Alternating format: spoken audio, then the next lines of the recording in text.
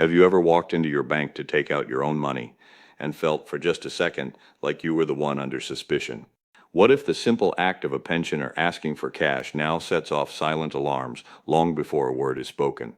If you believe your money should still feel like your money, press like, subscribe, and share this with one person who still trusts cash more than screens because they need to hear what banks rarely explain clearly. For many older people in Britain, cash is not some outdated habit. It is peace of mind. It is something you can hold, count, hide safely, and use without passwords, outages, apps, or fraud messages popping up on a phone. For some, keeping a little cash at home is about control. For others, it is about surviving in a world that seems to move faster every year and asks you to trust systems you cannot see. And that is exactly where the tension begins. Because while many pensioners see cash at home as security, banks often see it as danger. Not danger because you are doing something wrong, not danger because cash is illegal, but danger because from the bank's point of view, a pensioner withdrawing or storing larger sums of money can fit the pattern of fraud, coercion, panic, or financial abuse. That is the part nobody says plainly enough. So when an older customer walks into a branch and asks for a larger withdrawal, the bank may not just hear a request, it may hear a warning bell. It may wonder if someone has frightened that person on the phone. It may wonder if a relative is pressuring them. It may wonder if a scam is already in motion.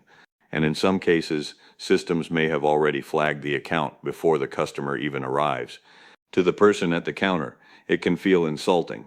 You worked for that money. You saved it. You paid tax. You have every right to take it out.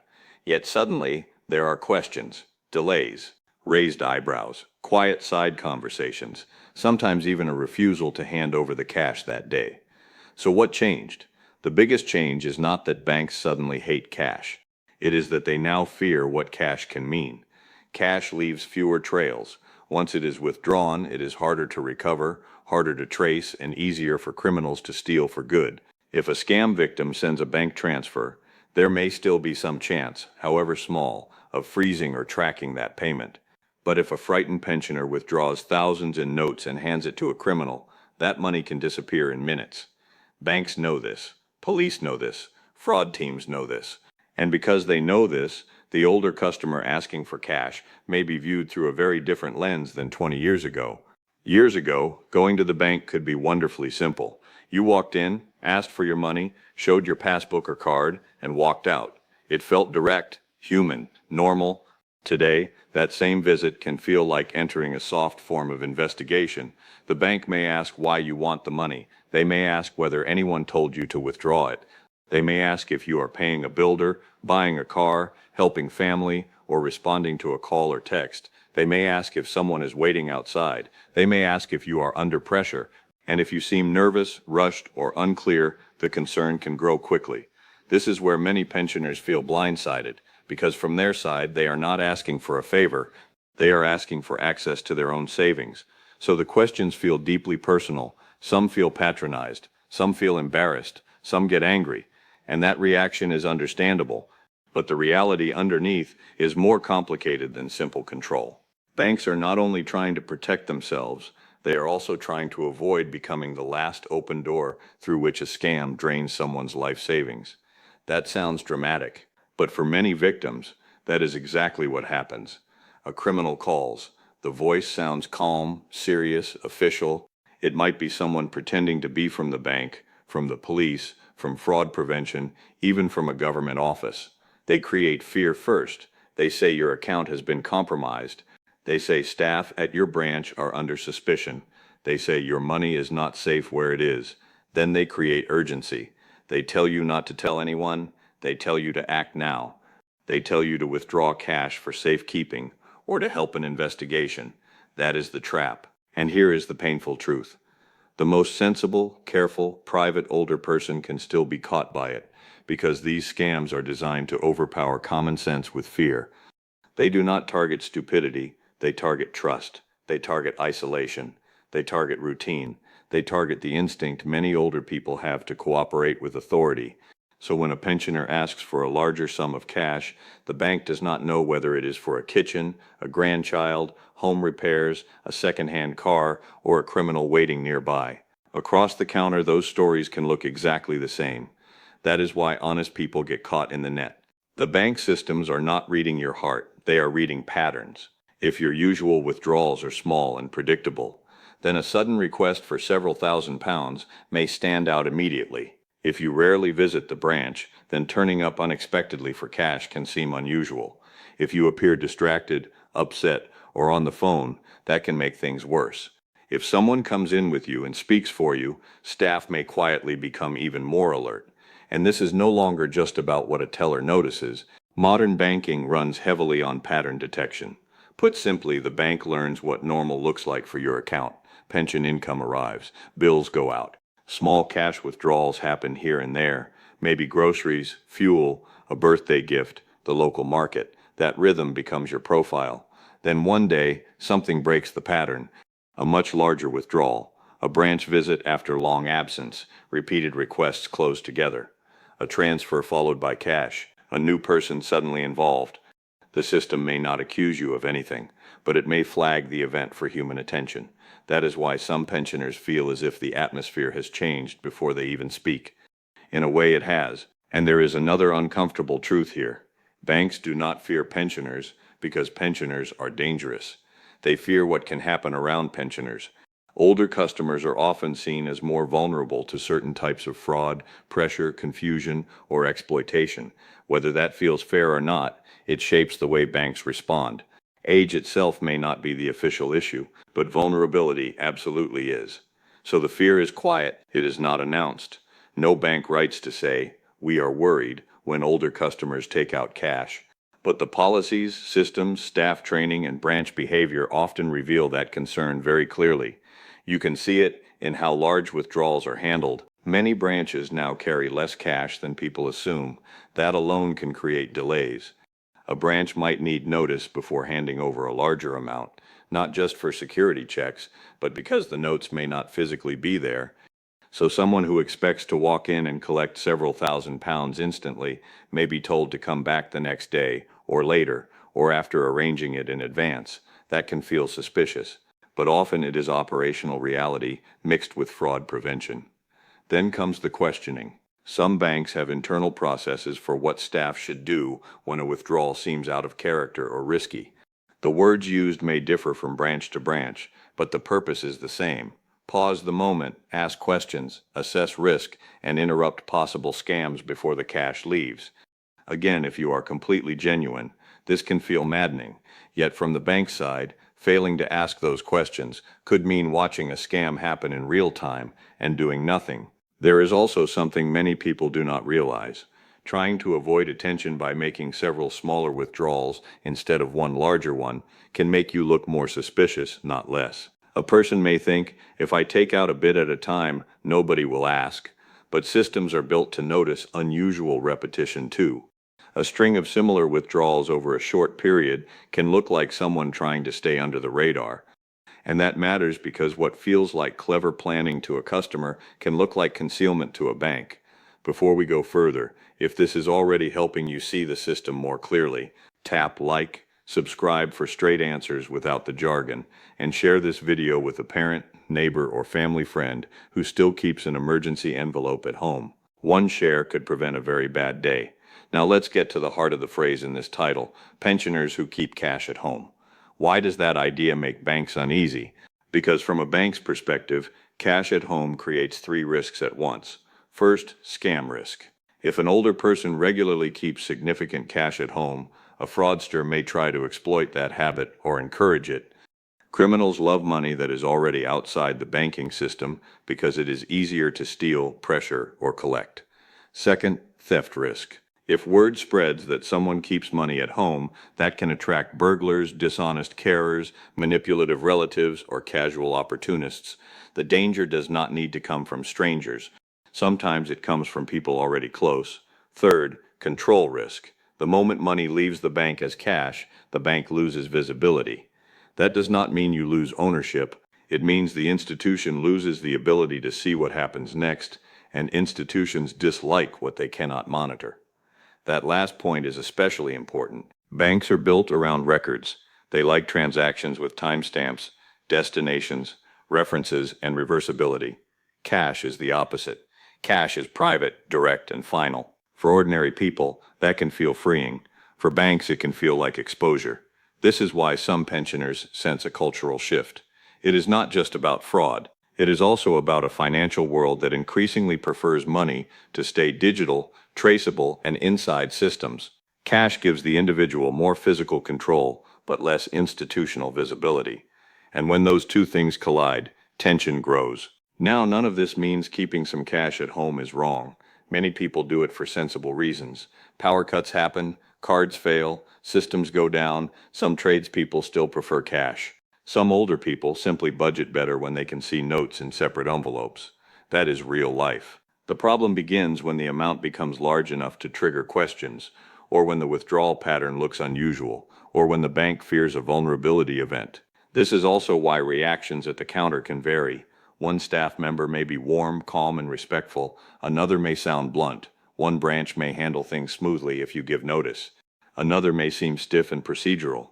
The rules may be broadly similar, but the human experience can differ sharply depending on who you speak to and how prepared they are. If you are a pensioner watching this, or someone helping one, the most useful thing is not outrage, it is understanding the hidden logic. Once you understand what the bank is worried about, you can move through the process far more smoothly. So what actually tends to trigger attention? The first trigger is size. A bigger request naturally attracts more scrutiny. The second is change from your normal pattern. Even a modest amount can draw attention if it is unusual for you. The third is urgency. If you seem rushed or under pressure, that raises concern. The fourth is vagueness. If the explanation keeps changing, or if you refuse to say anything at all, staff may worry they are watching a coached victim. The fifth is third-party influence. If someone is hovering, prompting, answering for you, or driving the interaction, alarm bells can ring. The sixth is repetition. Several withdrawals in a short time can look deliberate, even when innocent. The seventh is visible stress. A person who seems scared, confused, secretive, or distracted may trigger protective action from staff. And here is something else worth saying carefully. Sometimes pensioners themselves create more friction than necessary because they react to questions with anger. Again, that reaction is human, but if you respond with, "It's none of your business," or "Just give me my money," the bank may hear not confidence, but resistance under pressure. Fair or unfair, that is often how it plays out. The smoother path is usually the calmer one. A short, clear, truthful explanation tends to go much further than indignation. You do not need to justify your life, but you may need to state the purpose plainly enough to reassure the bank that no scam is happening. And that leads us to the practical part, because once you know what the bank fears, you can reduce the chance of delays, awkward conversations, or blocked withdrawals. If you know you need a larger amount of cash, tell the bank in advance. That one move solves more problems than almost anything else. It gives the branch time to prepare the cash. It gives staff time to note the request. It reduces the chance of surprise, and it often lowers the emotional temperature on the day. If the bank asks what the cash is for, answer simply and consistently. Home repairs, a car purchase, a family gift, travel, household work, whatever the truth is, keep it plain. A direct answer sounds normal because normal reasons are usually direct. Do not try to game the system with smaller repeated withdrawals just to avoid questions. That can backfire badly. If a relative or trusted helper is involved in your banking, formalize that support properly. Do not drift into arrangements that look unofficial or hidden. If someone needs to help regularly, make sure the bank knows who they are and why they are involved. Transparency protects everybody. And above all, never withdraw cash because someone on the phone tells you to move money urgently. No real bank or police officer will instruct you to take out cash to protect it. That is not how genuine protection works. Pressure is the red flag. Secrecy is the red flag. Urgency is the red flag. If anyone says do not tell the bank, you should hear that as a siren. Now, there is a deeper issue under all this, and it matters because it explains why this feels emotional, not merely procedural. For many pensioners, money is tied to dignity. It represents years of work, sacrifice, discipline, and survival. So when access to that money feels questioned, what hurts is not only the delay, it is the feeling of being treated as fragile, gullible, or no longer fully trusted with your own affairs. That is why this issue lands so heavily. A younger person may shrug and think they're just doing checks, but an older person may hear something else entirely. We are not sure you can be trusted to handle your own money. Even when that is not what the bank intends, it can feel exactly like that. And to be honest, banks have not always been good at handling that emotional reality. They are trained for compliance, risk, fraud, vulnerability, and safeguarding. They are not always trained to protect pride. So yes, some of the bank's fear is understandable, but some of the customer's anger is understandable too. Both sides often arrive at the counter carrying a different kind of anxiety. The bank fears a scam it may fail to stop. The pensioner fears losing control over their own money and independence. That is the real conflict. If you care about financial independence, hit subscribe now, like this video, and send it to someone over 60 with a simple note saying, "Watch this before your next bank visit." Tiny action, huge difference. Here is the good news. This situation is manageable, very manageable, but only if you stop seeing the bank visit as a purely mechanical task and start seeing it as a moment shaped by signals. Your goal is not to ask permission. Your goal is to remove unnecessary suspicion. Think of it like this. If you know the road has cameras, speed bumps, and checkpoints, you do not drive angrily and hope for the best. You prepare, stay steady, and pass through without drama. The same idea applies here. If you want a larger withdrawal, prepare the path, contact the branch, ask what notice they need, confirm whether the amount is available, bring identification if required, be ready to state the reason in one calm sentence. If someone is supporting you, make sure the relationship is clear and formal where needed. That does not mean surrendering your rights. It means protecting your time, your dignity, and your outcome. Because in practice, the pensioner who plans openly often gets their money faster and with less hassle than the pensioner who arrives furious, secretive, and surprised by the process. There is also an important distinction between inconvenience and actual loss of access. Many people hear stories and assume banks are broadly stopping pensioners from using cash. That is not the same thing. In most cases, everyday access to money remains unchanged. Pensions still arrive, bills still get paid, small withdrawals continue normally. The friction usually appears around larger, unusual, or apparently risky cash movements. That distinction matters because fear can spread faster than facts. And while we should not pretend the system is perfect, we also should not fall into fantasy. This is not usually about a secret ban on older people using their money.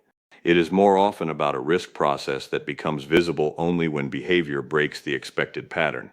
Still, there are wider concerns worth watching. Britain has fewer branches than it used to, fewer staff, less physical cash held on site, more centralized decisions, more digital systems, more automated monitoring. All of that makes the banking experience feel less personal than it once did. The old branch manager who knew your family history is often gone. In their place is a process, and a process cannot recognize your character the way a person once could. That is part of why these moments feel colder now. The bank may not know that you have banked there for 40 years, never missed a payment, and never caused a problem in your life. The system only knows that today looks different from yesterday. For pensioners, that can feel like a betrayal of loyalty. But loyalty, sadly, is not how modern risk systems think. They think in patterns, exceptions, and probability. Human history matters less than present signals. That is not always fair, but it is the reality you are dealing with. So if you want to protect yourself, the smartest response is not nostalgia for how things used to be. It is adaptation without surrender. Keep your habits sensible. Keep records where useful. If you regularly need cash for a legitimate purpose, consider whether there is a safer, more predictable way to manage it. If you prefer keeping emergency cash at home, keep the amount reasonable and stored securely. Tell trusted family members where essential information is, if appropriate, but do not advertise your home cash habits widely. Privacy matters. And if you are helping an older parent, have the conversation now, not after a crisis. Ask how they access money. Ask whether they keep cash at home. Ask whether they know that no bank will call and tell them to withdraw money for safety. Ask whether they would tell you if a stranger contacted them. These conversations feel awkward until the day they become priceless. Because the biggest risk is often not the bank's questions, it is the silence before the questions ever begin. Many scam victims say they felt embarrassed even before they lost the money. They sensed something was odd, but they did not want to seem foolish. They did not want to bother family. They did not want to admit fear. Criminals know this. They weaponize shame. They make secrecy feel noble and urgency feel responsible. That is why one of the strongest protections any pensioner can have is not an app or a bank rule. It is a trusted person they can talk to before acting. A daughter, a son, a neighbor, a friend, anyone steady and real. One honest conversation can stop what 10 security systems might miss. And from the bank's perspective, that is another reason cash worries them. Once notes leave the branch, the human chance to interrupt the scam may already be gone. So yes, banks quietly fear pensioners who keep cash at home. But not because pensioners are the problem. The fear comes from what older people represent inside a system obsessed with fraud, risk, and visibility. A group more likely to value cash, more likely to seek privacy, and in some cases more likely to be targeted by manipulative criminals. That does not make the pensioner weak, it makes them watched.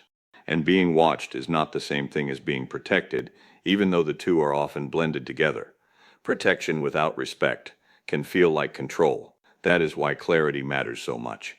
Let me put the whole thing in the simplest possible way. If you are an older customer in the UK and you want access to more cash than usual, your bank may become cautious.